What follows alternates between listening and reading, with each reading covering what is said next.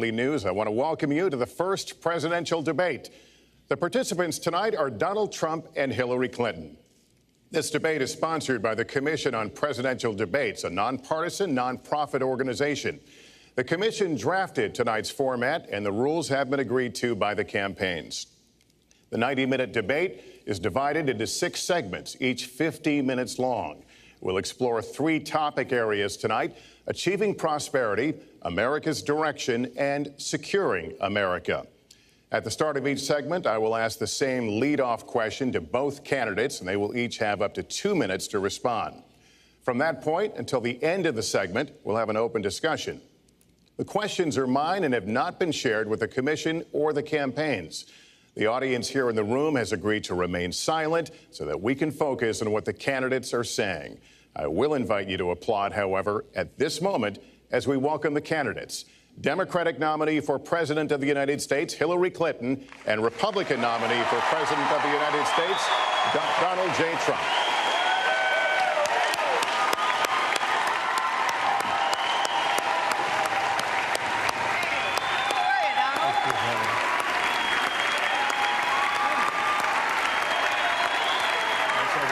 Good luck to you. Mr. Trump, good luck to you.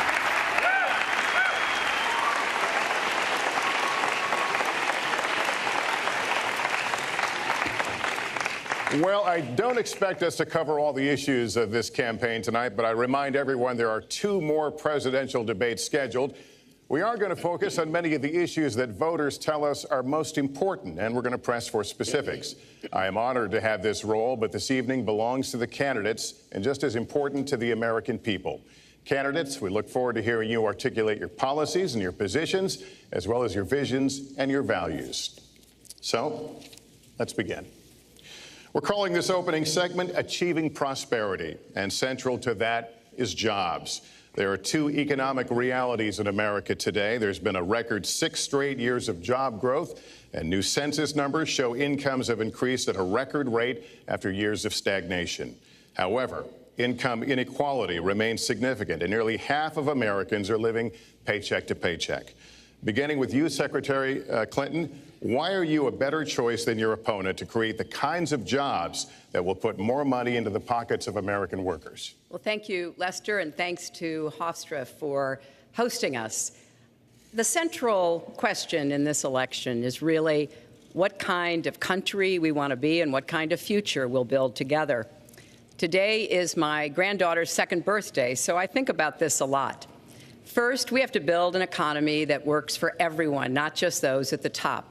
That means we need new jobs, good jobs, with rising incomes. I want us to invest in you. I want us to invest in your future. That means jobs in infrastructure, in advanced manufacturing, in innovation and technology, clean renewable energy, and small business, because most of the new jobs will come from small business. We also have to make the economy fairer. That starts with raising the national minimum wage and also guarantee, finally, equal pay for women's work. I also want to see more companies do profit sharing. If you help create the profits, you should be able to share in them, not just the executives at the top. And I want us to do more to support people who are struggling to balance family and work. I've heard from so many of you about the difficult choices you face and the stresses that you're under. So let's have paid family leave, earned sick days.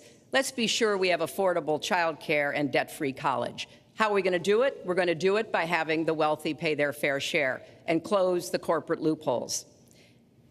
Finally, we tonight are on the stage together, Donald Trump and I. Donald, it's good to be with you.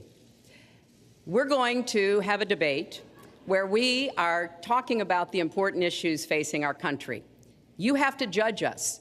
Who can shoulder the immense, awesome responsibilities of the presidency? Who can put into action the plans that will make your life better? I hope that I will be able to earn your vote on November 8th. Secretary Clinton, thank you. Mr. Trump, the same question to you. It's about putting more money into the pockets of American workers. You have up to 2 minutes. Thank you, Lester. Our jobs are fleeing the country. They're going to Mexico. They're going to many other countries. You look at what China is doing to our country in terms of making our product.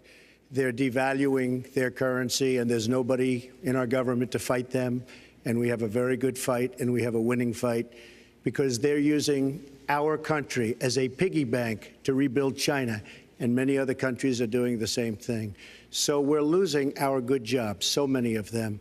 When you look at what's happening in Mexico, a friend of mine who builds plants said it's the eighth wonder of the world. They're building some of the biggest plants anywhere in the world, some of the most sophisticated, some of the best plants. With the United States, as he said, not so much. So Ford is leaving. You see that, their small car division leaving. Thousands of jobs, leaving Michigan, leaving Ohio. They're all leaving, and we can't allow it to happen anymore. As far as child care is concerned and so many other things, I think Hillary and I agree on that. We probably disagree a little bit as to numbers and amounts and what we're going to do, but perhaps we'll be talking about that later. But we have to stop our jobs from being stolen from us. We have to stop our companies from leaving the United States, and with it, firing all of their people. All you have to do is take a look at Carrier Air Conditioning in Indianapolis. They left, fired 1,400 people. They're going to Mexico. So many, hundreds and hundreds of companies are doing this. We cannot let it happen.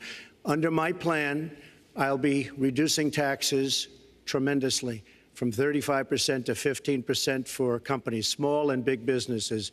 That's going to be a job creator like we haven't seen since Ronald Reagan. It's going to be a beautiful thing to watch. Companies will come, they will build, they will expand, new companies will start, and I look very, very much forward to doing it. We have to renegotiate our trade deals, and we have to stop these countries from stealing our companies and our jobs. Secretary Clinton, would you like to respond? Well, I think that trade is an important issue. Of course, we are 5% of the world's population. We have to trade with the other 95%. And we need to have smart, fair trade deals. We also, though, need to have a tax system that rewards work and not just financial transactions. And the kind of plan that Donald has put forth would be trickle-down economics all over again. In fact, it would be the most extreme version, the biggest tax cuts for the top percent of the people in this country than we've ever had. I call it trumped-up trickle-down, because that's exactly what it would be. That is not how we grow the economy. We just have a different view about what's best for growing the economy, how we make investments that will actually produce jobs and rising incomes. I think we come at it from somewhat different perspectives. I understand that. You know, Donald was very fortunate in his life, and that's all to his benefit. He started his business with $14 million borrowed from his father, and he really believes that the more you help wealthy people, the better off we'll be, and that everything will work out from there. I don't buy that. I have a different experience. My father was a small businessman. He worked really hard. He printed drapery fabrics on long tables where he pulled out those fabrics and he went down with a silk screen and dumped the paint in and took the squeegee and kept going.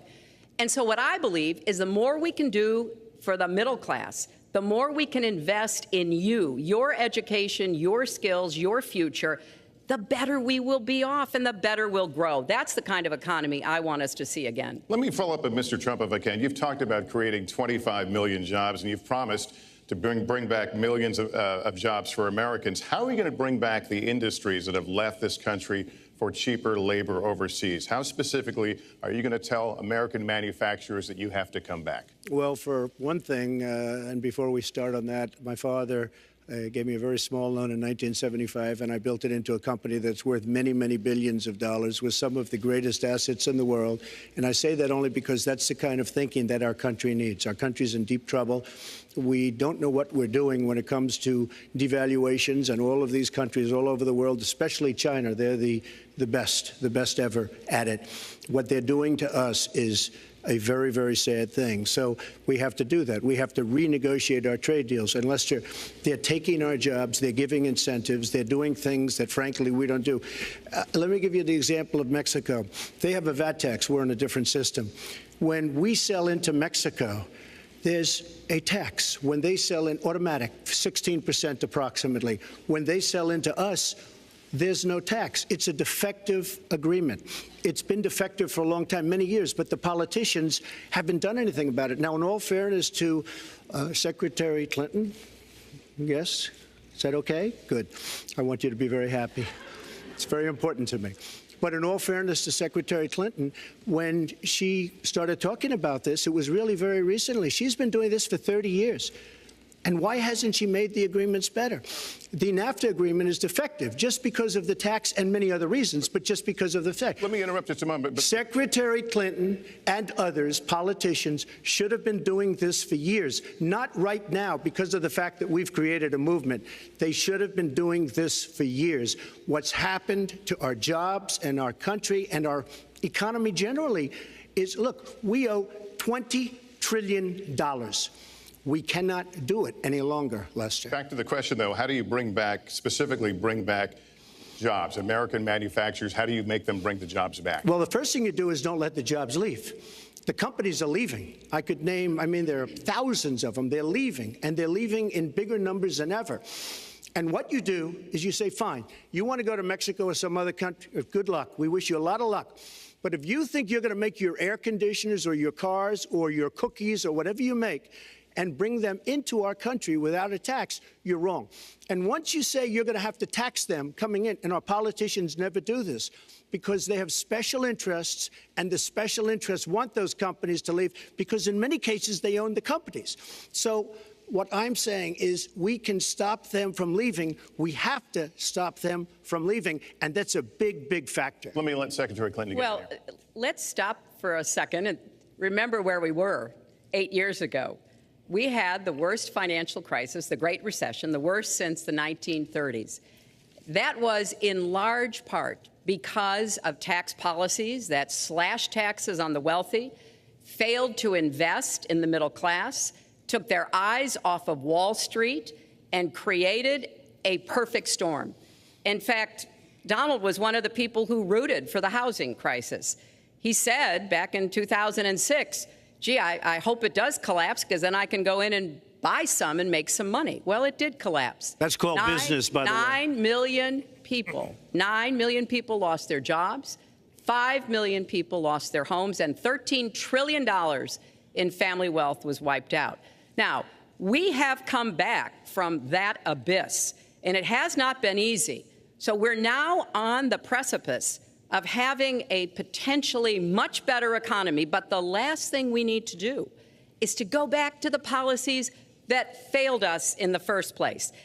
Independent experts have looked at what I've proposed and looked at what Donald's proposed, and basically they've said this, that if his tax plan, which would blow up the debt by over $5 trillion and would in some instances disadvantage middle-class families compared to the wealthy, were to go into effect, we would lose 3.5 million jobs and maybe have another recession. They've looked at my plans and they've said, okay, if we can do this, and I intend to get it done, we will have 10 million more new jobs because we will be making investments where we can grow the economy. Take clean energy. Some country is going to be the clean energy superpower of the 21st century. Donald thinks that climate change is a hoax perpetrated by the Chinese. I think it's real. I did not. Science is real. I do not say that. And I think it's important that we grip this and deal with it, both at home and abroad. And here's what we can do. We can deploy 500 million more solar panels. We can have enough clean energy to power every home. We can build a new modern electric grid. That's a lot of jobs. That's a lot of new economic activity. So I've tried to be very specific about what we can and should do, and I am determined that we're going to get the economy really moving again, building on the progress we've made over the last 8 years, but never going back to what got us in trouble in the first place. Mr. Trump. She talks about solar panels. We invested in a solar company, our country. That was a disaster. They lost plenty of money on that one. Now, look, I'm a great believer in all forms of energy, but we're putting a lot of people out of work. Our energy policies are a disaster. Our country is losing so much in terms of energy, in terms of paying off our debt. You can't do what you're looking to do with $20 trillion in debt. The Obama administration, from the time they've come in, is over 230 years worth of debt, and he's topped it. He's doubled it in a course of almost 8 years, 7.5 years to be semi-exact. So I will tell you this. We have to do a much better job at keeping our jobs. And we have to do a much better job at giving companies incentive to build new companies or to expand, because they're not doing it. And all you have to do is look at Michigan and look at Ohio and look at all of these places where so many of their jobs and their companies are just leaving. They're gone. And Hillary, I just ask you this. You've been doing this for 30 years. Why are you just thinking about these solutions right now? For 30 years you've been doing it, and now you're just starting to think of solutions. Well, actually, I will bring back jobs. You can't bring back jobs. Well, actually, I have thought about this quite a bit. Yeah, for 30 years. I have, well, not quite that long. I think my husband did a pretty good job in the 1990s. I think a lot about what worked and how we can make it work again. Well, he approved 3 million NAFTA. new jobs, He approved a balanced NAFTA, budget, which is the single worst trade deal ever approved in this country. Incomes went up for everybody. Manufacturing jobs went up also in the 1990s, if we're actually going to look at the facts. When I was in the Senate, I had a number of trade deals that came before me, and I held them all to the same test. Will they create jobs in America? Will they raise incomes in America? And are they good for our national security? Some of them I voted for. The biggest one, a multinational one known as CAFTA, I voted against. And because I hold the same standards as I look at all of these trade deals. But let's not assume that trade is the only challenge we have in the economy. I think it is a part of it, and I've said what I'm going to do. I'm going to have a special prosecutor. We're going to enforce the trade deals we have, and we're going to hold people accountable. When I was Secretary of State, we actually increased American exports globally 30%. We increased them to China 50%. So I know how to really work to get new jobs and to get exports that help to create more new jobs. Well, you haven't done it in 30 years or 26 years. Well, any number you I've want to been do. a senator, You Donald, haven't done it. And you haven't I done have it. been a And Secretary of State, and I have Your done husband signed a lot. NAFTA, which was one of the worst things that ever happened Well, to the that's your manufacturing opinion. industry. That is your You go to New England, you go to Ohio, Pennsylvania, you go anywhere you want, Secretary Clinton, and you will see devastation where manufacturing is down 30, 40, sometimes 50%. NAFTA is the worst trade deal maybe ever signed anywhere, but certainly ever signed in this country. And now you want to approve Trans-Pacific Partnership. You were totally in favor of it. Then you heard what I was saying, how bad it is, and you said, I can't win that debate. But you know that if you did win, you would approve that, and that will be almost as bad as NAFTA. Nothing will ever top NAFTA. That is just not accurate. I was against it once it was finally negotiated and the terms were laid out. I wrote about that in... You called it the gold standard. Well, I hope... You called it the gold standard of trade deals. You said it's the finest deal you've ever seen. No. And then you heard what I said about it, and all of a sudden you were against it. Well, Donald, I know you live in your own reality, but that is not the facts. The facts are, I did say I hoped it would be a good deal, but when it was negotiated, which I was not responsible for, I concluded it wasn't. I wrote about that. So is it President Obama's fault? Is it President Obama's fault? Even announced. Look, there are Secretary, is it President Obama's fault? There are because he's pushing it. There are different views about what's good for our country, our economy, and our leadership in the world. And I think it's important to look at what we need to do to get the economy going again. That's why I said new jobs with rising incomes, investments, not in more tax cuts that would add $5 trillion to the debt. But you have no plan. Oh, I do. Secretary, in fact, you have no plan. A book about it. It's called Stronger Together. You can pick it up tomorrow. That's about all you... Folks, at the bookstore or at an airport near you. We're going to move to... But it's because I see this. We need to have strong growth, fair growth, sustained growth.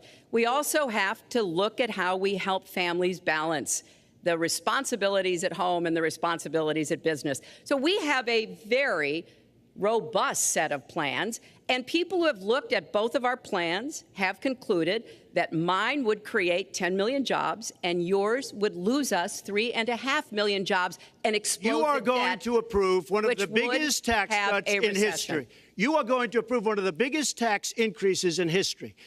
you are going to drive business out.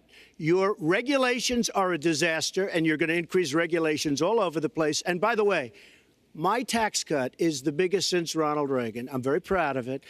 It will create tremendous numbers of new jobs. But regulations, you are going to regulate these businesses out of existence. When I go around, Lester, I tell you this, I've been all over. And when I go around, despite the tax cut, the things that business and people like the most is the fact that I'm cutting regulation. You have regulations on top of regulations, and new companies cannot form, and old companies are going out of business, and you want to increase the regulations and make them even worse. I'm going to cut regulations, but I'm going to cut taxes big league, and you're going to raise taxes big league. End of story. Let me get you to pause right there, because we're going to move into the next segment. We're going to talk taxes. That can't be left Please to stand. Take 30 seconds. And then we're I going to go kind of assumed that there would be a lot of these charges and claims.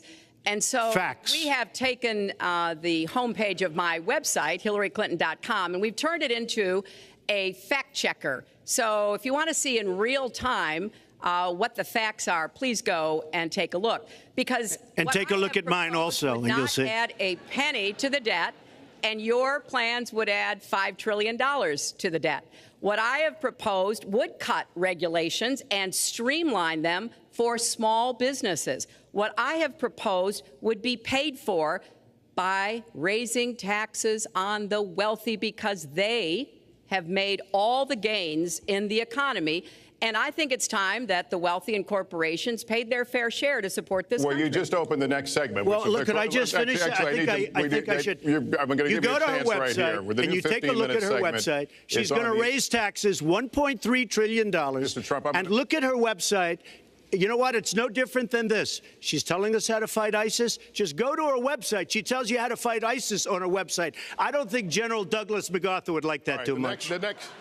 The next segment, we're continuing the subject of I have a plan to fight ISIS. No, you're telling the enemy everything you want to do. No, we're not. See, you're telling the enemy everything you want to do. No wonder you've been fighting. No wonder you've been fighting ISIS your entire adult life. Folks, go to the fact checkers. Get to work. You are unpacking a lot here, and we're still on the issue of achieving prosperity. And I want to talk about taxes. The fundamental difference between the two of you concerns the wealthy. Secretary Clinton, you're calling for a tax increase in the wealthiest Americans. I'd like you to further defend that. And Mr. Trump, you're calling for tax cuts for the wealthy. I'd like you to defend that. And this next 2-minute answer goes to you, Mr. Trump. Well, I'm really calling for major jobs, because the wealthy are going to create tremendous jobs. They're going to expand their companies. They're going to do a tremendous job. I'm getting rid of the carried interest provision. And if you really look, it's not a tax. It's really not a great thing for the wealthy. It's a great thing for the middle class. It's a great thing for companies to expand. And when these people are going to put billions and billions of dollars into companies, and when they're going to bring $2.5 trillion back from overseas, where they can't bring the money back because politicians like Secretary Clinton won't allow them to bring the money back because the taxes are so onerous and the bureaucratic red tape. So what is so bad? So what they're doing is they're leaving our country, and they're, believe it or not, leaving because taxes are too high and because some of them have lots of money outside of our country. And instead of bringing it back and putting the money to work because they can't work out a deal and everybody agrees it should be brought back. Instead of that, they're leaving our country to get their money because they can't bring their money back into our country because of bureaucratic red tape, because they can't get together, because we have a president that can't sit them around a table and get them to approve something. And here's the thing. Republicans and Democrats agree that this should be done. $2.5 trillion. I happen to think it's double that. It's probably $5 trillion that we can't bring into our country, Lester. And with a little leadership, you'd get it in here very quickly, and it could be put to use on the inner cities and lots of other things, and it would be beautiful. But we have no leadership. And honestly, that starts with Secretary Clinton. All right, you have 2 minutes on the same question to defend tax increases on the wealthiest Americans, Secretary Clinton. I have a feeling that by the end of this evening, I'm going to be blamed for everything that's ever happened. Why not? Why not? Yeah, why not? Just join the debate by saying more crazy things. Now, let me say there's nothing crazy is about not letting our absolutely the companies case. bring their money back into their country. This is Secretary Clinton's 2 minutes, Yes. please. Yeah, well, let's start the clock again, Lester. We've looked at your tax proposals. I don't see changes in the corporate tax rates or the kinds of proposals you're referring to that would cause the repatriation, bringing back of money that's stranded overseas. I happen to Then you didn't support read that. it. I happen to support that in a way that will actually work to our benefit. But when I look at what you have proposed, you have what is called now the Trump loophole, because it would so advantage you and the business you do. You've proposed Who gave it that an name? approach It's the first that ever. Who has gave a it that name? $4 billion Secretary Clinton's 2 tax minutes. benefit for your family. And when you look at what How much- you are how much for my proposing, family? it is, Lester, how much? as I said, trumped up trickle down. Trickle down did not work. It got us into the mess we were in 2008 and 9.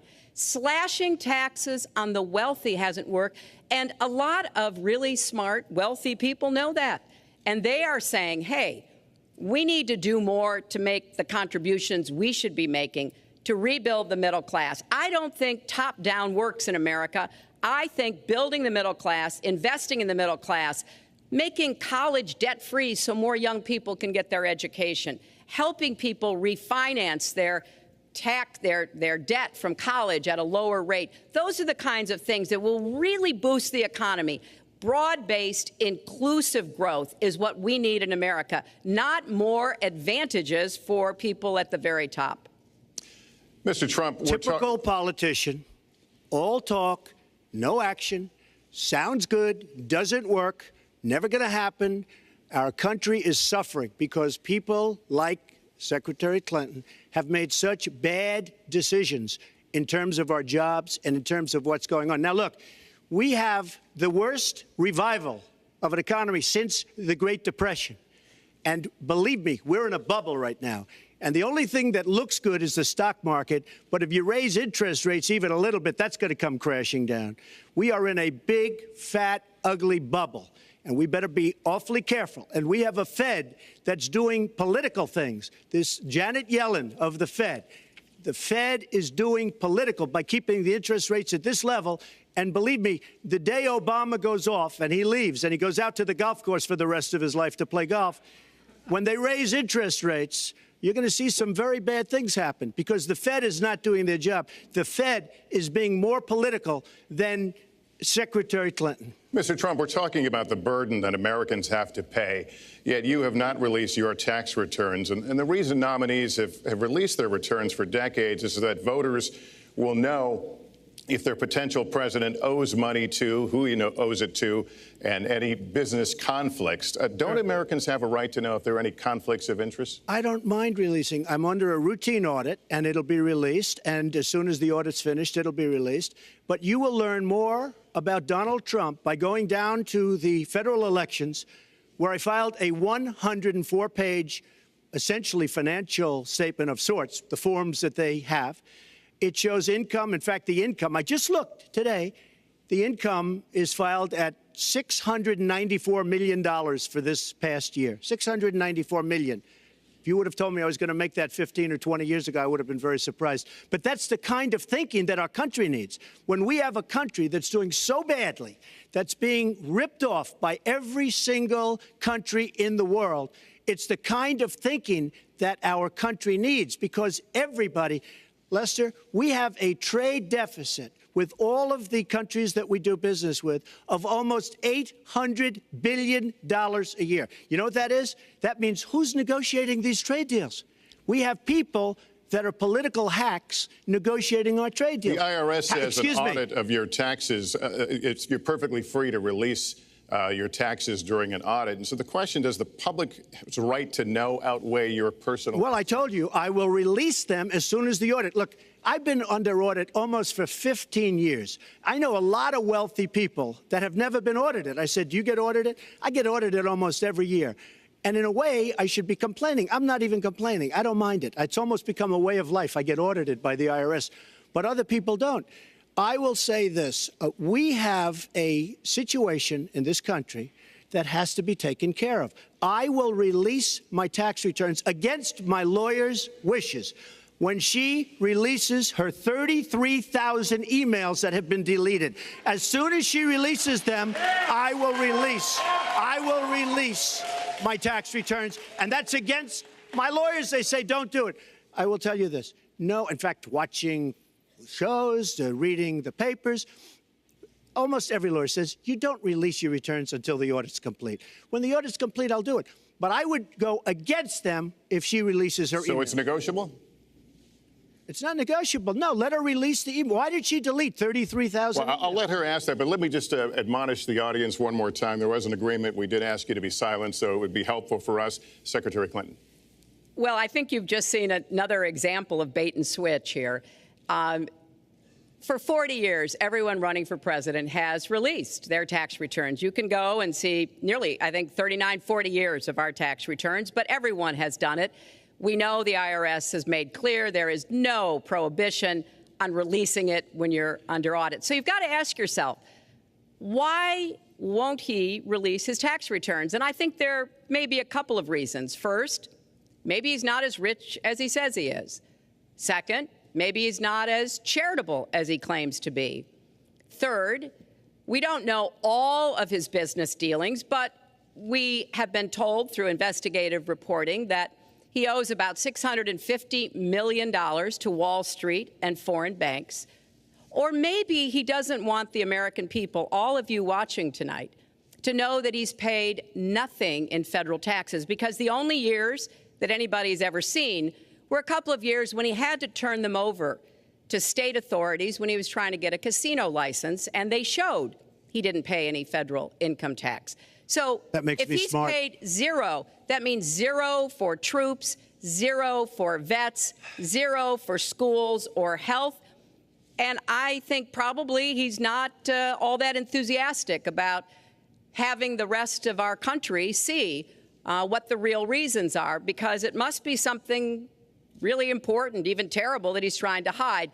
And the financial disclosure statement, they don't give you the tax rate. They don't give you all the details that tax returns would. And it just seems to me that this is something that the American people deserve to see. And I have no reason to believe that he's ever going to release his tax returns, because there's something he's hiding. And we'll guess. We'll keep guessing at what it might be that he's hiding.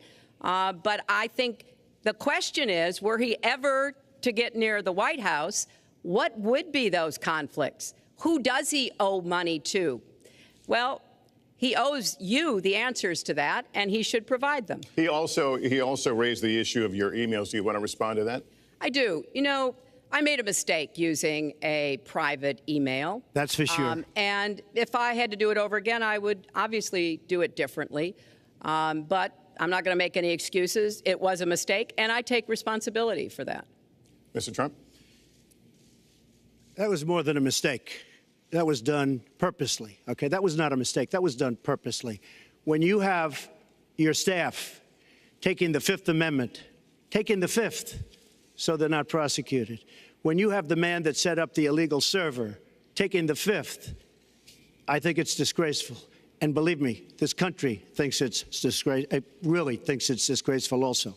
As far as my tax returns, you don't learn that much from tax returns, that I can tell you. You learn a lot from financial disclosure, and you should go down and take a look at that. The other thing, I'm extremely underleveraged. The report that said 650, which, by the way, a lot of friends of mine that know my business said, boy, that's really not a lot of money. It's not a lot of money relative to what I had. The buildings that were in question, they said in the same report, which was actually it wasn't even a bad story, to be honest with you, but the buildings are worth $3.9 billion. And the 650 isn't even on that. But it's not 650. It's much less than that. But I could give you a list of banks. I would, if that would help you, I would give you a list of banks. These are very fine institutions, very fine banks. I could do that very quickly. I am very underleveraged. I have a great company. I have a tremendous income. And the reason I say that is not in a braggadocious way. It's because it's about time that this country had somebody running it that has an idea about money.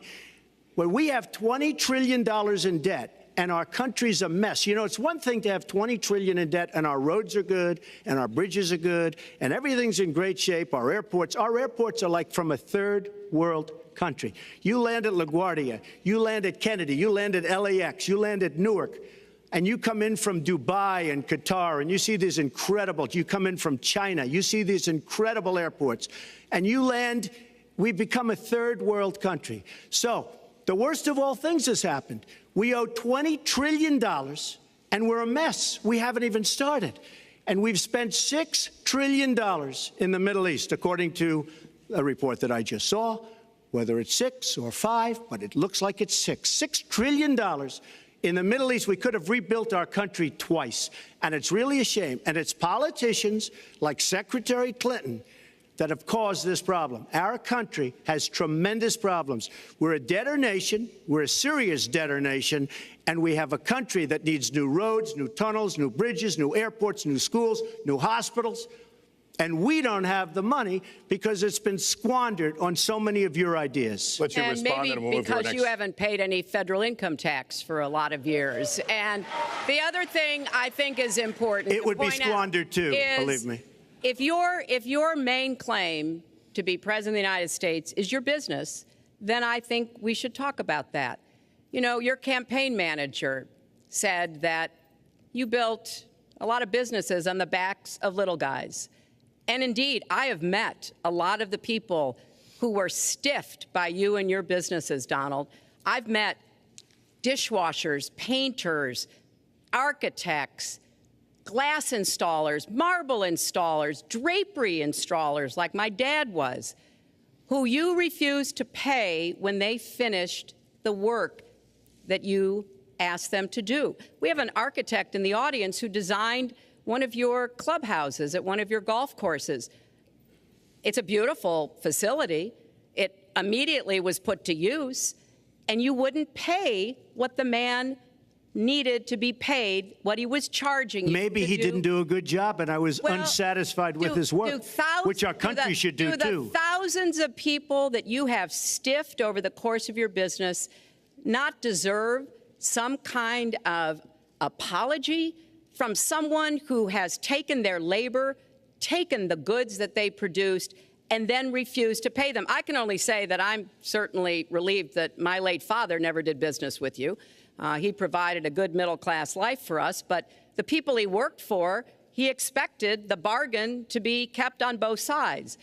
And when we talk about your business, you've taken business bankruptcy 6 times. There are a lot of great business people that have never taken bankruptcy once. You call yourself the king of debt. You talk about leverage. You even at one time suggested that you would try to negotiate down the national debt of the United States. Well, sometimes there's not a direct transfer of skills from business to government, but sometimes what happened in business would be really bad for government. Let's let Mr. And Trump we need to be very clear about that. Look, it's all words. It's all sound bites. I built an unbelievable company, some of the greatest assets anywhere in the world, real estate assets anywhere in the world, beyond the United States, in Europe, lots of different places. It's an unbelievable company.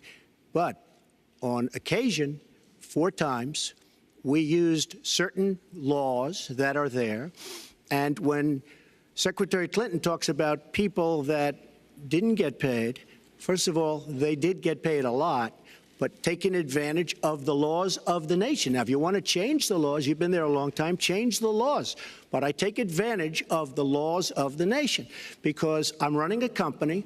My obligation right now is to do well for myself, my family, my employees, for my companies. And that's what I do. But what she doesn't say is the tens of thousands of people that are unbelievably happy and that love me. I'll give you an example. We're just opening up on Pennsylvania Avenue, right next to the White House. So if I don't get there one way, I'm going to get to Pennsylvania Avenue another. But we're opening the old post office. Under budget, ahead of schedule, saved tremendous money. I'm a year ahead of schedule. And that's what this country should be doing. We build roads and they cost 2 and 3 and 4 times what they're supposed to cost. We buy products for our military and they come in at costs that are so far above what they were supposed to be because we don't have people that know what they're doing. When we look at the budget is bad to a large extent because we have people that have no idea as to what to do and how to buy. The Trump International is way under budget and way ahead of schedule, and we should be able to do that for our country. Well, we're well behind schedule, so I want to move to our next segment. We move into our next segment talking about America's direction, and let's start by talking about race.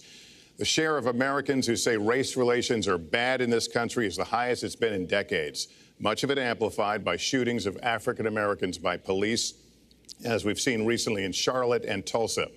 Race has been a big issue in this campaign, and one of you is going to have to bridge a very wide and bitter gap. So how do you heal the divide? Secretary Clinton, you get 2 minutes on this. Well, you're right. Race remains a significant challenge in our country. Unfortunately, race still determines too much, often determines where people live, determines what kind of education in their public schools they can get, and yes, it determines how they're treated in the criminal justice system. We've just seen those 2 tragic examples in both Tulsa and Charlotte. And we've got to do several things at the same time. We have to restore trust between communities and the police. We have to work to make sure that our police are using the best training, the best techniques, that they're well prepared to use force only when necessary. Everyone should be respected by the law, and everyone should respect the law. Right now, that's not the case in a lot of our neighborhoods. So I have, ever since the first day of my campaign, called for criminal justice reform. I've laid out a platform that I think would begin to remedy some of the problems we have in the criminal justice system. But we also have to recognize, in addition to the challenges that we face with policing, there are so many good, brave police officers who equally want reform. So we have to bring communities together in order to begin working on that as a mutual goal. And we've got to get guns out of the hands of people who should not have them. The gun epidemic is the leading cause of death of young African American men, more than the next 9 causes put together. So we have to do 2 things, as I said. We have to restore trust. We have to work with the police. We have to make sure they respect the communities and the communities respect them. And we have to tackle the plague of gun violence, which is a big contributor to a lot of the problems that we're seeing today. All right, Mr. Trump, you have 2 minutes. How do you heal the divide? Well, first of all, Secretary Clinton doesn't want to use a couple of words, and that's law and order. And we need law and order. If we don't have it, we're not going to have a country. And when I look at what's going on in Charlotte, a city I love, a city where I have investments, when I look at what's going on throughout various parts of our country, whether it's, I mean, I can just keep naming them all day long. We need law and order in our country. And I just got today, as you know, the endorsement of the Fraternal Order of Police. We just came in. We have endorsements from, I think, almost every police group, a large percentage of them in the United States. We have a situation where we have our inner cities, African Americans, Hispanics, are living in hell because it's so dangerous. You walk down the street, you get shot. In Chicago, they've had thousands of shootings, thousands, since January 1st. Thousands of shootings. And I'm saying, where is this? Is this a war-torn country? What are we doing? And we have to stop the violence. We have to bring back law and order. In a place like Chicago, where thousands of people have been killed, thousands over the last number of years. In fact, almost 4,000 have been killed since Barack Obama became president. Almost 4,000 people in Chicago have been killed. We have to bring back law and order. Now, whether or not in a place like Chicago you do stop and frisk, which worked very well, Mayor Giuliani is here, it worked very well in New York. It brought the crime rate way down. but you take the gun away from criminals that shouldn't be having it. We have gangs roaming the street, and in many cases, they're illegally here, illegal immigrants, and they have guns, and they shoot people. And we have to be very strong, and we have to be very vigilant. We have to know what we're doing. Right now, our police, in many cases, are afraid to do anything. We have to protect our inner cities because African-American communities are being decimated by crime. Your 2 minutes has expired, but I do want to follow up. Stop and frisk was ruled unconstitutional in New York because it largely singled out Black and Hispanic young men. No, you're wrong. It went before a judge who was a very against police judge. It was taken away from her, and our mayor, our new mayor, refused to go forward with the case. They would have won an appeal. If you look at it throughout the country, there are many places where the argument is that it's a form of racial profiling. No, the argument is that we have to take the guns away from these people that have them and that are bad people that shouldn't have them. These are felons. These are people that are bad people that shouldn't be. When you have 3,000 shootings in Chicago from January 1st, when you have 4,000 people killed in Chicago by guns from the beginning of the presidency of Barack Obama, his hometown, you have to have stop and frisk. You need more police. You need a better community relation. You don't have good community relations in Chicago. It's terrible. I have property there. It's terrible what's going on in Chicago. But when you look, and Chicago's not the only, you go to Ferguson, you go to so many different places. You need better relationships. I agree with Secretary Clinton on this. You need better relationships between the communities and the police, because in some cases it's not good. But you look at Dallas, where the relationships were really studied. The relationships were really a beautiful thing. And then 5 police officers were killed one night very violently. So there's some bad things going on, some really bad things. Secretary Clinton, but we need, Lester, we need law and order. And we need law and order in the inner cities, because the people that are most affected by what's happening are African American and Hispanic people. And it's very unfair to them what our politicians are allowing to happen. Secretary Clinton. Well, I've heard Donald say this at his rallies, and it's really unfortunate that he paints such a dire, negative picture of Black communities in our country. Oh. You know, the vibrancy of the Black church, the Black businesses that employ so many people, the opportunities that so many families are working to provide for their kids. There's a lot that we should be proud of and we should be supporting and lifting up. But we do always have to make sure we keep people safe. There are the right ways of doing it, and then there are ways that are ineffective. Stop and frisk was found to be unconstitutional, and in part because it was ineffective. It did not do what it needed to do. Now, I believe in community policing, and in fact, violent crime is 1/2 of what it was in 1991. Property crime is down 40%. We just don't want to see it creep back up. We've had 25 years of very good cooperation, but there were some problems, some unintended consequences. Too many young African American and Latino men ended up in jail for nonviolent offenses, and it's just a fact that if you're a young African American man and you do the same thing as a young white man, you are more likely to be arrested, charged, convicted, and incarcerated. So we've got to address the systemic racism in our criminal justice system. We cannot just say law and order. We have to say we have to come forward with a plan that is going to divert people from the criminal justice system, deal with mandatory minimum sentences, which have put too many people away for too long for doing too little. We need to have more second chance programs. I'm glad that we're ending private prisons in the federal system. I want to see them ended in the state system. You shouldn't have a profit motivation to fill prison cells with young Americans. So there are some positive ways we can work on this. And I believe strongly that common sense gun safety measures would assist us right now. And this is something Donald has supported along with the gun lobby. Right now, we've got too many military-style weapons on the streets. In a lot of places, our police are outgunned. We need comprehensive background checks, and we need to keep guns out of the hands of those who will do harm. And we finally need to pass a prohibition on anyone who's on the terrorist watch list from being able to buy a gun in our country. If you're too dangerous to fly, you are too dangerous to buy a gun. So there are things we can do, and we ought to do it in a bipartisan way. Secretary Clinton, last week you said we've got to do everything possible to improve policing, to go right at implicit bias. Do you believe that police are implicitly biased against black people? Lester, I think implicit bias is a problem for everyone, not just police.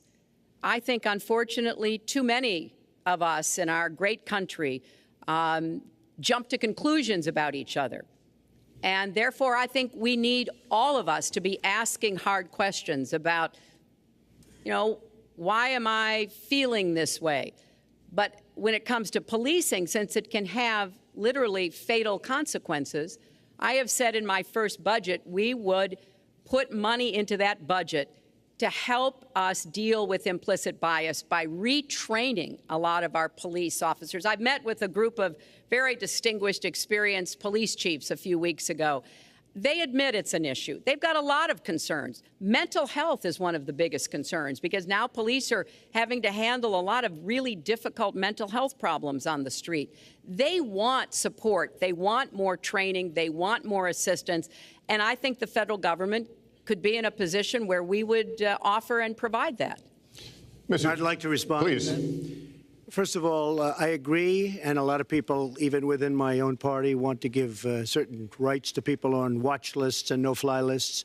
I agree with you. When a person is on a watch list or a no-fly list, and I have the endorsement of the NRA, which I'm very proud of. These are very, very good people, and they're protecting the Second Amendment. But I think we have to look very strongly at no-fly lists and watch lists. And when people are on there, even if they shouldn't be on there, we'll help them. We'll help them legally. We'll help them get off. But I tend to agree with that quite strongly. I do want to bring up the fact that you were the one that brought up the word super predator about young black youth. And that's a term that I think was it's been horribly met, as you know. I think you've apologized for it. But I think it was a terrible thing to say. And when it comes to stop and frisk, you're talking about taking guns away. Well, I'm talking about taking guns away from gangs and people that use them. And I really don't think you disagree with me on this, if you want to know the truth. I think maybe there's a political reason why you can't say it, but I really don't believe. In New York City, stop and frisk, we had 2,200 murders, and stop and frisk brought it down to 500 murders. 500 murders is a lot of murders. Hard to believe. 500 is like supposed to be good. But we went from 2,200 to 500, and it was continued on by Mayor Bloomberg, and it was terminated by current mayor. But stop and frisk had a tremendous impact on the safety of New York City, tremendous beyond belief. So when you say it has no impact, it really did. It had a very, very big impact. Well, it's also fair to say, if we're going to talk about mayors, that under the current mayor, crime has continued to drop, including murders. So there you're is. Wrong. You're wrong. No, I'm not. Murders are up. All right, you check. New York has done an excellent job, and I give credit. I give credit across the board, going back to mayors, to police chiefs, because it has worked, and other communities need to come together to do what will work as well. Look, one murder is too many, but it is important that we learn about what has been effective and not go to things that sound good that really did not have the kind of impact that we would want. Who disagrees with keeping neighborhoods safe? But let's also add, no one should disagree about respecting the rights of young men who live in those neighborhoods. And so we need to do a better job of working, again, with the communities, faith communities, business communities, as well as the police, to try to deal with this problem. This conversation is about race, and so, Mr. Trump, I have to ask you. But I'd like to just respond, if I might. Please, 20 seconds. I'd just like to respond. Please respond, then I've got to follow up. Look, the African-American community has been let down by our politicians. They talk good around election time, like right now. And after the election, they said, see you later, I'll see you in 4 years. The African-American community, look, the community within the inner cities has been so badly treated. They've been abused and used in order to get votes by Democrat politicians, because that's what it is. They've controlled these communities for up to 100 years. Mr. Trump, let me... Well, unbroken. And I will tell you, you look at the inner cities, and I just left Detroit, and I just left Philadelphia, and I just, you know, you've seen me. I've been all over the place. You decided to stay home, and that's okay. But I will tell you, I've been all over, and I've met some of the greatest people I'll ever meet within these communities, and they are very, very upset with what their politicians have told them and what their politicians have done. Mr. Trump, I think Donald just criticized me for preparing for this debate. And yes, I did. And you know what else I prepared for? I prepared to be president. And I think that's a good thing. Mr. Trump, for 5 years, you perpetuated a false claim that the nation's first black president was not a natural-born citizen. You questioned his legitimacy. In the last couple of weeks, you acknowledged what most Americans have accepted for years: the president was born in the United States. Can you tell us what took you so long? I'll tell you just very simple to say. Sidney Blumenthal works for the campaign and very close friend of Secretary Clinton. And her campaign manager, Patty Doyle, went to, during the campaign, her campaign against President Obama, fought very hard. And you can go look it up and you can check it out. And if you look at CNN this past week, Patty Solis Doyle was on Wolf Blitzer saying that this happened. Blumenthal sent McClatchy, highly respected reporter at McClatchy, to Kenya to find out about it. They were pressing it very hard. She failed to get the birth certificate. When I got involved, I didn't fail. I got him to give the birth certificate. So I'm satisfied with it, and I'll tell you why I'm satisfied with it. That was in because I want to 2011. get on to defeating ISIS, because I want to get on to creating jobs, because I want to get on to having a strong border, because I want to get on to things that are very important to me and that are very important to the country. I'll let you respond. That's important, but I just want to get the answer here. The birth certificate was produced in 2011. You continued to tell the story and question the president's legitimacy in 2012, 13, 14, 15, as recently as January. So the question is, what changed your mind? Well, nobody was pressing it. Nobody was caring much about it. I figured you'd ask the question tonight, of course, but nobody was caring much about it. But I was the one that got him to produce the birth certificate, and I think I did a good job.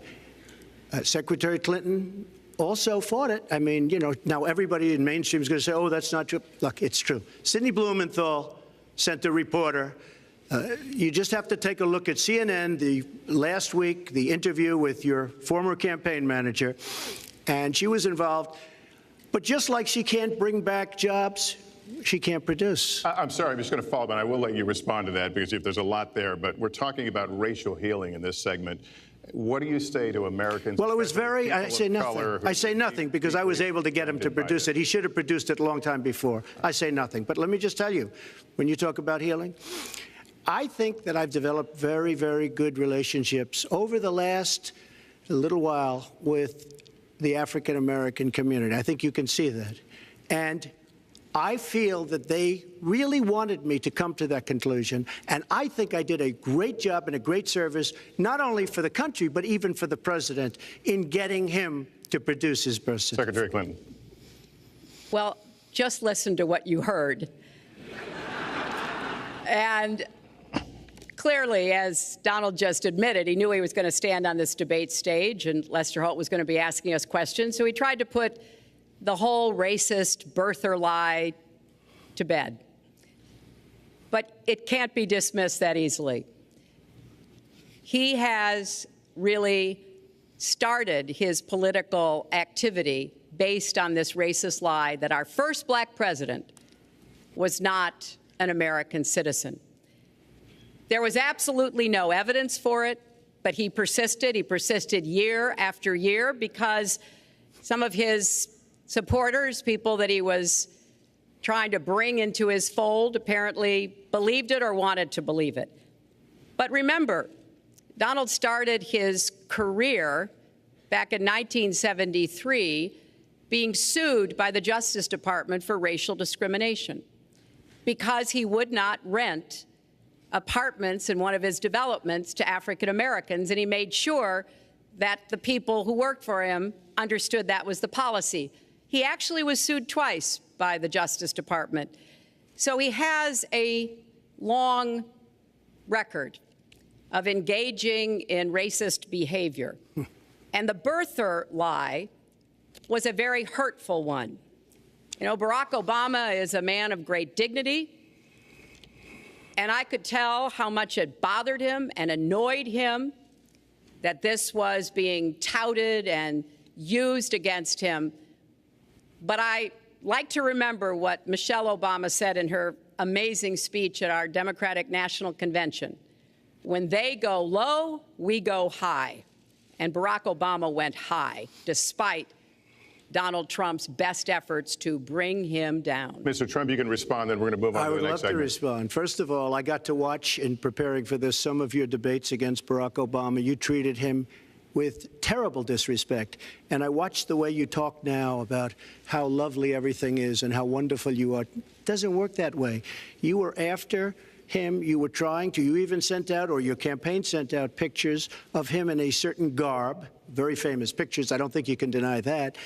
But just last week, your campaign manager said it was true. So when you try to act holier than thou, it really doesn't work. It really doesn't. Now, as far as the lawsuit, yes, when I was very young, I went into my father's company, had a real estate company in Brooklyn and Queens, and we, along with many, many other companies throughout the country, it was a federal lawsuit, were sued. We settled the suit with no admission of guilt. It was very easy to do, but they sued many people. I notice you bring that up a lot, and I also notice the very nasty commercials that you do on me in so many different ways, which I don't do on you. Maybe I'm trying to save the money. But frankly, I look at that and I say, isn't that amazing? Because I settled that lawsuit with no admission of guilt. But that was a lawsuit brought against many real estate firms, and it's just one of those things. I'll go on one step further. In Palm Beach, Florida, tough community, a brilliant community, a wealthy community, probably the wealthiest community there is in the world. I opened a club and really got great credit for it. No discrimination against African Americans, against Muslims, against anybody. And it's a tremendously successful club, and I'm so glad I did it. And I have been given great credit for what I did, and I'm very, very proud of it. And that's the way I feel.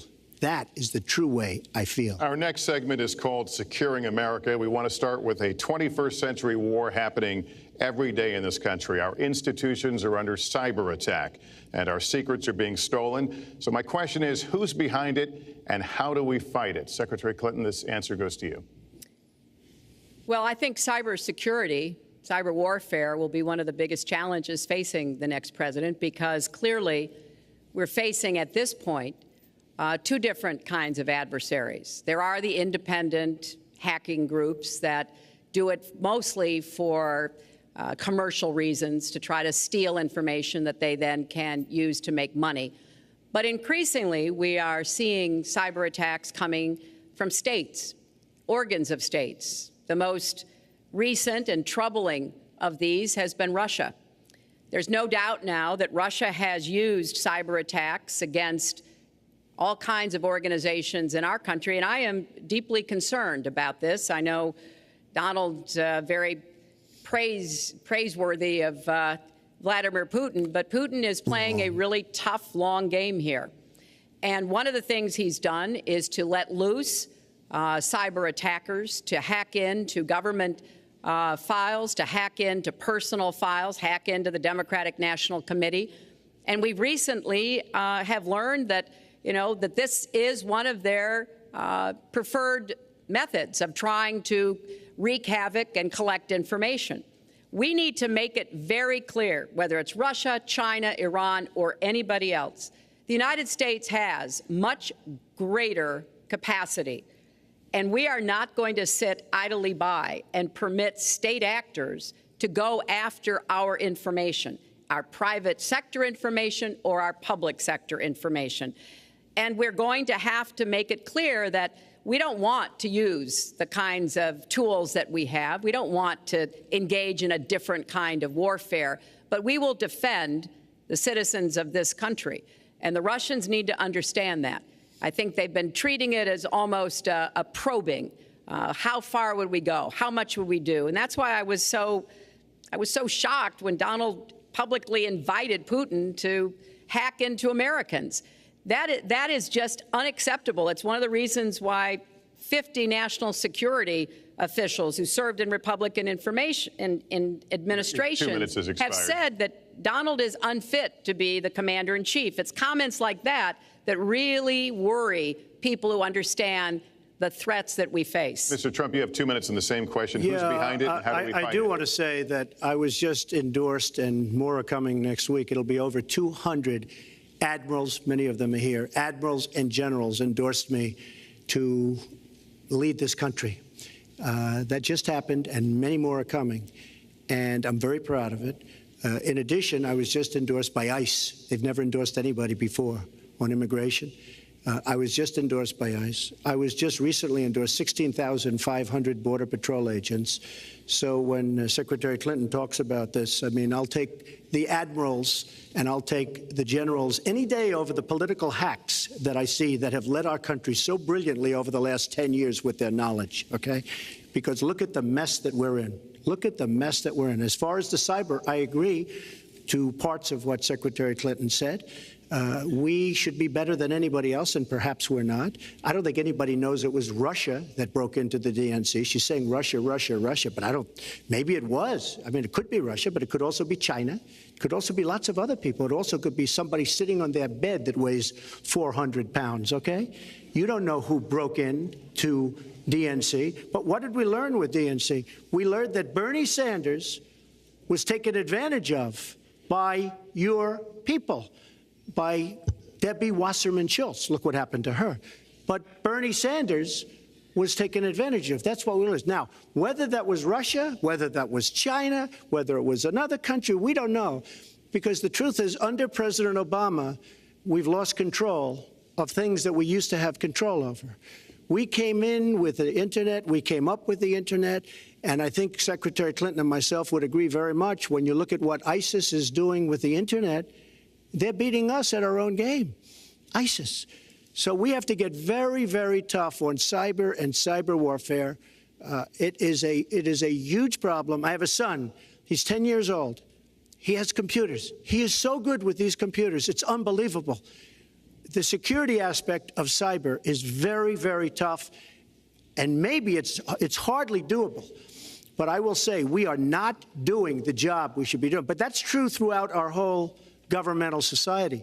We have so many things that we have to do better, Lester, and certainly cyber is one of them. Secretary Clinton. Well, I think there are a number of issues that we should be addressing. I have put forth a plan to defeat ISIS.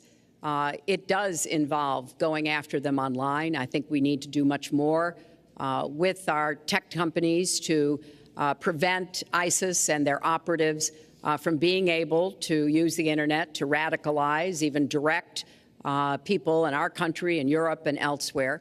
But we also have to intensify our air strikes against ISIS and eventually support our Arab and Kurdish partners to be able to actually take out ISIS in Raqqa and their claim of being a caliphate.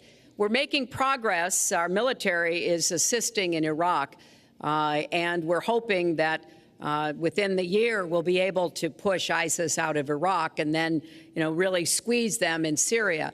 But we have to be cognizant of the fact that they've had foreign fighters coming to volunteer for them, foreign money, foreign weapons. So we have to make this the top priority, and I would also do everything possible to take out their leadership. I was involved in a number of efforts to take out al-Qaeda leadership when I was Secretary of State, including, of course, taking out bin Laden. And I think we need to go after Baghdadi as well. Make that one of our organizing principles, because we've got to defeat ISIS, and we've got to do everything we can to disrupt their propaganda efforts online. You mentioned ISIS, and we think of ISIS certainly as over there, but there are American citizens who have been inspired to commit acts of terror on American soil. The latest incident, of course, the bombings we just saw in New York and New Jersey, the knife attack at a mall in Minnesota, and the last year, deadly attacks in San Bernardino and Orlando.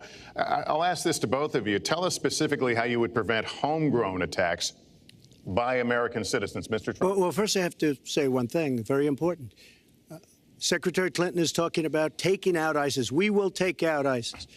Well, President Obama and Secretary Clinton created a vacuum the way they got out of Iraq, because they got out, they shouldn't have been in, but once they got in, the way they got out was a disaster, and ISIS was formed. So she talks about taking them out. She's been doing it a long time. She's been trying to take them out for a long time. But they wouldn't have even been formed if they left some troops behind, like 10,000 or maybe something more than that. And then you wouldn't have had them. Or, as I've been saying for a long time, and I think you'll agree because I said it to you once, had we taken the oil, and we should have taken the oil, ISIS would not have been able to form either, because the oil was their primary source of income. And now they have the oil all over the place, including the oil, a lot of the oil in Libya, which was another one of her disasters. Secretary Clinton. Well, I hope the fact checkers are turning up the volume and really working hard. Donald supported the invasion of Iraq. Wrong. That is absolutely wrong. Proved over and over again. Wrong. He actually advocated for the actions we took in Libya and urged that Gaddafi be taken out after actually doing some business with him one time. But the larger point, he says this constantly, is George W. Bush made the agreement about when American troops would leave Iraq, not Barack Obama. And the only way that American troops could have stayed in Iraq is to get an agreement from the then Iraqi government that would have protected our troops. And the Iraqi government would not give that. But let's talk about the question you asked, Lester. The question you asked is, what do we do here in the United States? That's the most important part of this. How do we prevent attacks? How do we protect our people? And I think we've got to have an intelligence surge where we are looking for every scrap of information. I was so proud of law enforcement in New York, in Minnesota, in New Jersey. You know, they responded so quickly, so professionally to the attacks that occurred by Rahami, and they brought him down. And we may find out more information because he is still alive, which may prove to be an intelligence benefit. So we've got to do everything we can to vacuum up intelligence from Europe, from the Middle East. That means we've got to work more closely with our allies. And that's something that Donald has been very dismissive of. We're working with NATO, the longest military alliance in the history of the world, to really turn our attention to terrorism.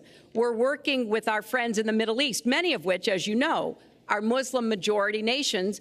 Donald has consistently insulted Muslims abroad, Muslims at home, when we need to be cooperating with Muslim nations and with the American Muslim community. They're on the front lines. They can provide information to us that we might not get anywhere else. They need to have close working cooperation with law enforcement in these communities, not be alienated and pushed away, as some of Donald's rhetoric, unfortunately, has led to. Mr. Well, I'd have to respond. Please respond. The Secretary said very strongly about working with. We've been working with them for many years.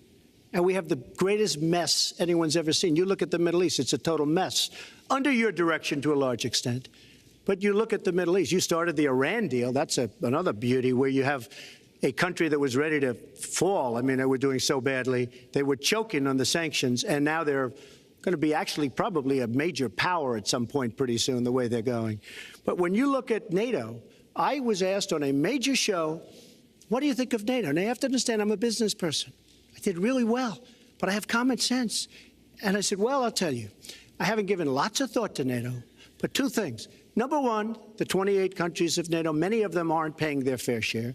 Number two, and that bothers me because we should be, yes, we're defending them, and they should at least be paying us what they're supposed to be paying by treaty and contract. And number two, I said, and very strongly, NATO could be obsolete because, and I was very strong on this, and it was actually covered very accurately in the New York Times, which is unusual for the New York Times, to be honest. But I said, they do not focus on terror. And I was very strong, and I said it numerous times. And about 4 months ago, I read on the front page of the Wall Street Journal that NATO is opening up a major terror division. And I think that's great. And I think we should get, because we pay approximately 73% of the cost of NATO. It's a lot of money to protect other people. But I'm all for NATO. But I said they have to focus on terror also. And they're going to do that. And that was, believe me, I'm sure I'm not going to get credit for it, but that was largely because of what I was saying and my criticism of NATO. I think we have to get NATO to go into the Middle East with us in addition to surrounding nations, and we have to knock the hell out of ISIS, and we have to do it fast. When ISIS formed in this vacuum created by Barack Obama and Secretary Clinton, and believe me, you were the ones that took out the troops. Not only that, you named the day. They couldn't believe it. They sat back probably and said, I can't believe it. They said, no, wait a minute. We've covered when they formed, this is something that never should have happened. It should have never happened. Now, you're talking about taking out ISIS, but you were there and you were Secretary of State when it was a little infant. Now it's in over 30 countries. And you're going to stop them? I don't think so. Mr. Trump, a lot of these are judgment questions. You had supported the war in Iraq before the invasion. What makes your judgment? I did not support the war in Iraq. 2002. That is a mainstream media nonsense put out by her because she, frankly, I think the best person in her campaign is mainstream media. My question is, since you would you like to hear? Why is your the war. Wait a minute. I was against the war in Iraq, just so you put it out. The record shows otherwise. The record does not show that. Why is your judgment The record shows that I'm right. When I did an interview with Howard Stern, very lightly, first time anyone's asked me that, I said, very lightly, I don't know, maybe, who knows, essentially. I then did an interview with Neil Cavuto. We talked about the economy is more important. I then spoke to Sean Hannity, which everybody refuses to call Sean Hannity. I had numerous conversations with Sean Hannity at Fox, and Sean Hannity said, and he called me the other day, and I spoke to him about it. He said, you were totally against the war, because he was for the war. Why is your judgment better than... And that was before the war started. Sean Hannity said very strongly to me and other people, he's willing to say, but nobody wants to call him, I was against the war. He said, you used to have fights with me because Sean was in favor of the war. And I understand that side also, not very much, because we should have never been there. But nobody called Sean Hannity. And then they did an article in a major magazine shortly after the war started, I think in 2004, but they did an article which had me totally against the war in Iraq. And one of your compatriots said, you know, whether it was before or right after, Trump was definitely, because if you read this article, there's no doubt.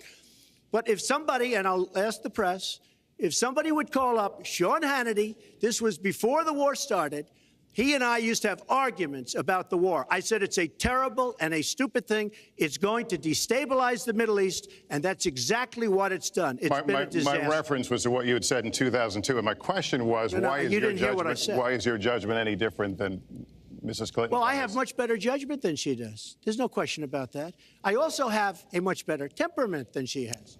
You know, I have a much better... She spent, let me tell you, she spent hundreds of millions of dollars on an advertising. You know, they get Madison Avenue into a room, they put names. Oh, temperament, let's go after. I think my strongest asset, maybe by far, is my temperament. I have a winning temperament. I know how to win. She does not know how to win. Clinton. Wait, the AFL-CIO the other day, behind the blue screen, I don't know who you were talking to, Secretary Clinton, but you were totally out of control. I said, there's a person with a temperament that's got a problem. Secretary Clinton. Woo, okay. Let's talk about two important issues that were briefly mentioned by Donald. First, NATO.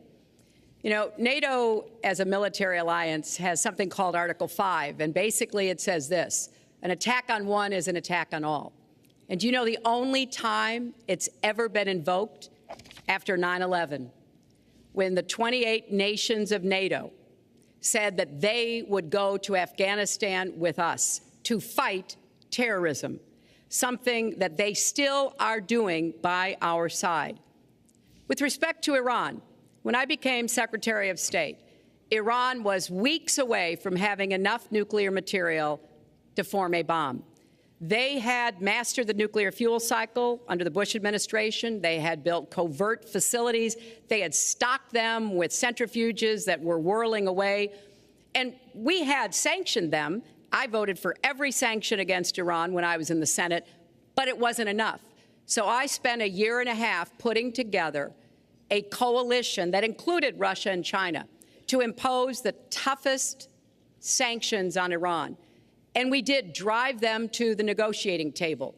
And my successor, John Kerry, and President Obama got a deal that put a lid on Iran's nuclear program without firing a single shot. That's diplomacy. That's coalition building. That's working with other nations. The other day, I saw Donald saying that there were some Iranian sailors on a ship in the waters off of Iran, and they were taunting American sailors who were on a nearby ship. He said, you know, if they taunted our sailors, I'd blow them out of the water and start another war.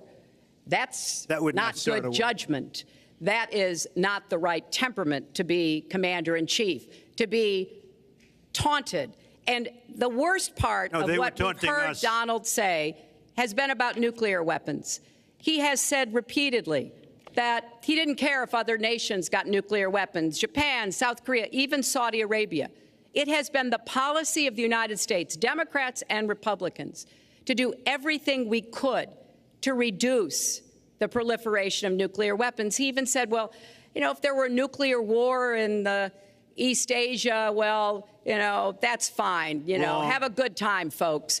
And in fact, his cavalier attitude about nuclear weapons is so deeply troubling.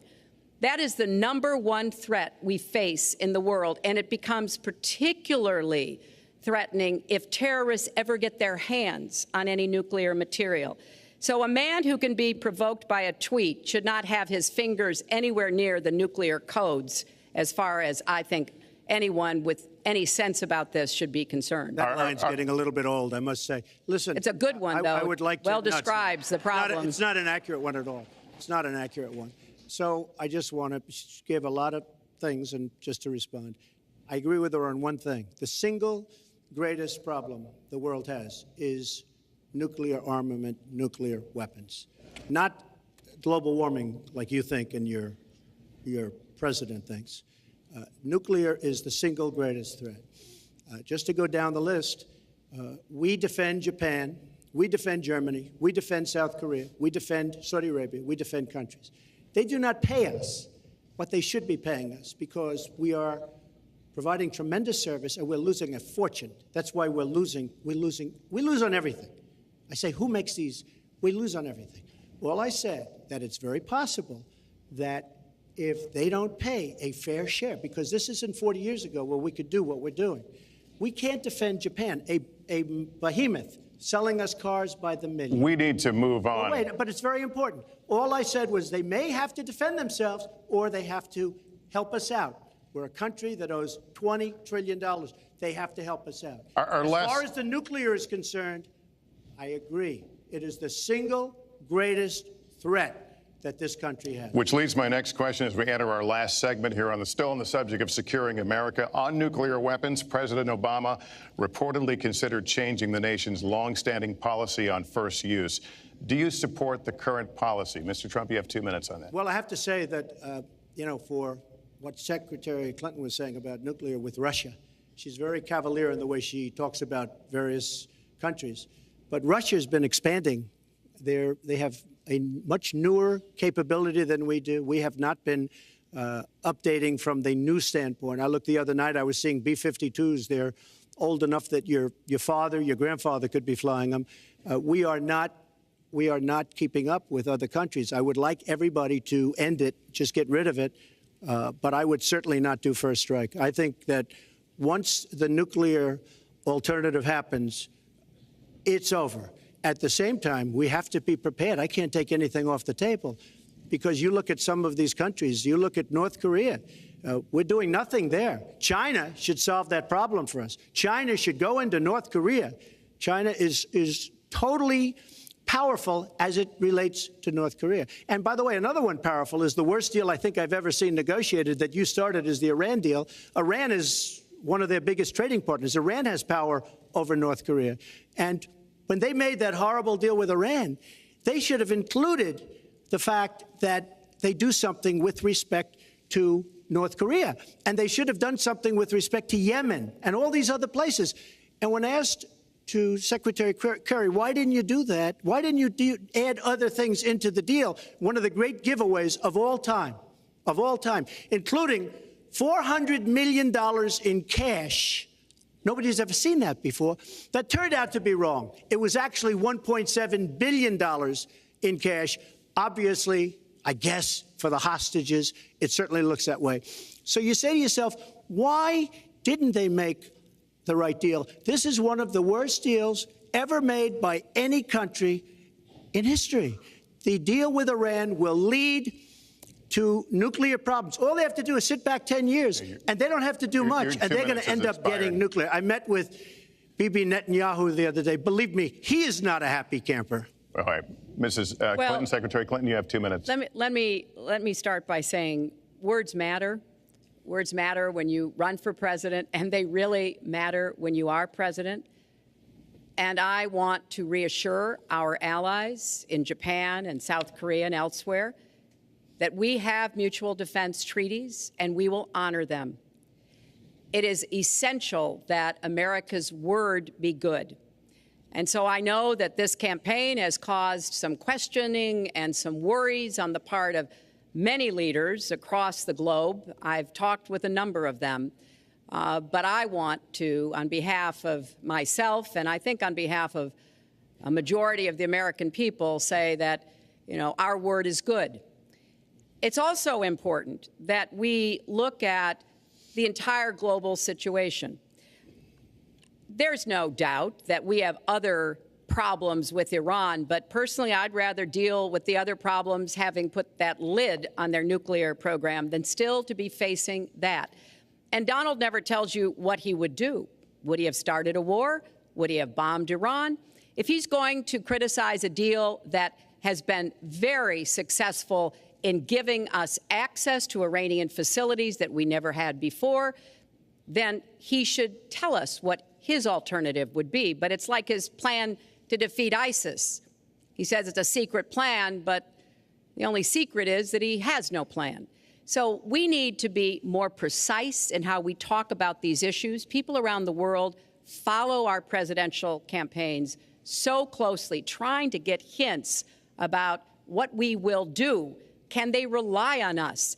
Are we going to lead the world with strength and in accordance with our values? That's what I intend to do.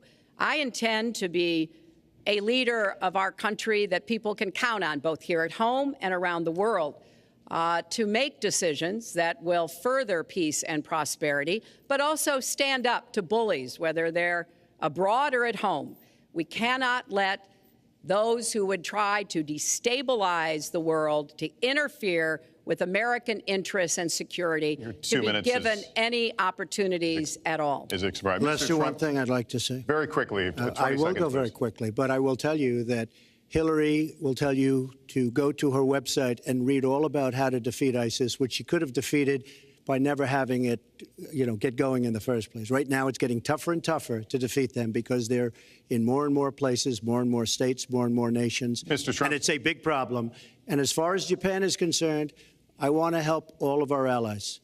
But we are losing billions and billions of dollars. We cannot be the policeman of the world. We cannot protect countries all over the world where they're not paying us what we need. We have just a few final questions. She doesn't say that because she's got no business ability. We need heart. We need a lot of things. But you have to have some basic ability. And sadly, she doesn't have that. All of the things that she's talking about could have been taken care of during the last 10 years, let's say, while she had great power, but they weren't taken care of. And if she ever wins this race, they won't be taken care of. Mr. Trump, this year, Secretary Clinton became the first woman nominated for president by a major party. Earlier this month, you said she doesn't have, quote, a presidential look. She's standing here right now. What did you mean by that? She doesn't have the look. She doesn't have the stamina. I said she doesn't have the stamina. And I don't believe she does have the stamina. To be president of this country, you need tremendous stamina. The quote was, I just don't think she has a presidential look. Wait a minute, Leslie, you asked me a question. Did you ask me a question? You have to be able to negotiate our trade deals. You have to be able to negotiate, that's right, with Japan, with Saudi Arabia. I mean, can you imagine we're defending Saudi Arabia, and with all of the money they have, we're defending them and they're not paying? All you have to do is speak to them. Wait, you have so many different things you have to be able to do, and I don't believe that Hillary has the stamina. Let's let her respond. Well, as soon as he travels to 112 countries and negotiates a peace deal, a ceasefire, a release of dissidents, and the polls come in today, and with all of that money, over $200 million is spent, and I'm either winning or tied, and I've spent practically nothing. One of you will not win this election. So my final question to you tonight, are you willing to accept the outcome as the will of the voters? Secretary Clinton? Well, I support our democracy, and sometimes you win, sometimes you lose, but I certainly will support the outcome of this election. And I know Donald's trying very hard to plant doubts about it, but I hope the people out there understand this election's really up to you. It's not about us so much as it is about you and your families and the kind of country and future you want. So I sure hope you will get out and vote as though your future depended on it, because I think it does. Mr. Trump, very quickly, the same question. Will you accept the outcome as the will of the voters? I want to make America great again. We are a nation that is seriously troubled. We're losing our jobs. People are pouring into our country. The other day, we were deporting 800 people, and perhaps they passed the wrong button, they pressed the wrong button, or perhaps, worse than that, it was corruption. But these people that we were going to deport for good reason ended up becoming citizens. And it was 800, and now it turns out it might be 1,800, and they don't even know. Will you accept the outcome here's of the the election? story. I want to make America great again. I'm going to be able to do it. I don't believe Hillary will. The answer is, if she wins, I will absolutely support her. All right. Well, that is going to do it for us. That concludes our debate for this evening. A spirited one. We covered a lot of ground, not everything, as I suspected we would. The next presidential debates are scheduled for October 9th at Washington University in St. Louis and October 19th at the University of Nevada, Las Vegas. The conversation will continue. A reminder, the vice presidential debate is scheduled for October 4th at Longwood University in Farmville, Virginia. My thanks to Hillary Clinton and to Donald Trump and to Hofstra University for hosting us tonight. Good night, everyone.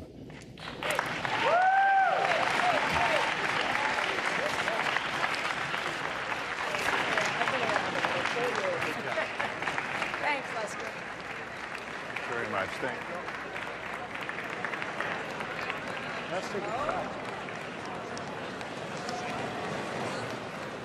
Go, Donald!